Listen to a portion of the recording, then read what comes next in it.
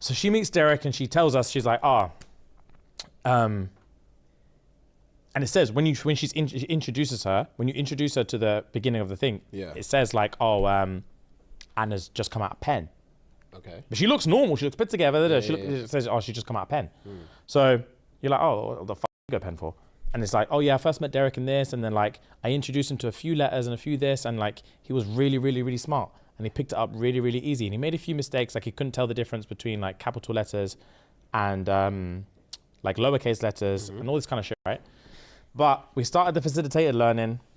I'm helping him prop up his arm, and all of a sudden, like he's typing shit, and he's typing like little words, started off with little words and we moved into sentences, and then we're communicating. And he's telling me how he feels. He's telling me how he feels about his brother and his mom.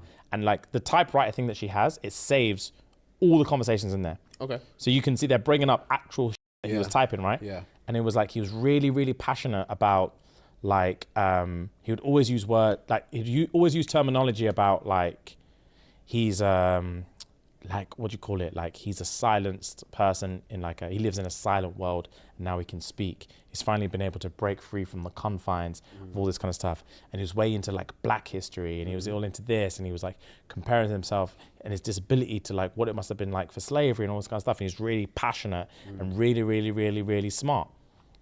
All of a sudden, like he's writing like essays, like in-depth scientific essays about shit. And then his brother, who has a PhD, was like, bro, I knew he was smart. Like everyone's gassed. Now he's out doing speeches and all this stuff, and all because of this facilitated learning shit, facilitated communication shit, he can express himself and he can do all this shit, and everything's so cool, right?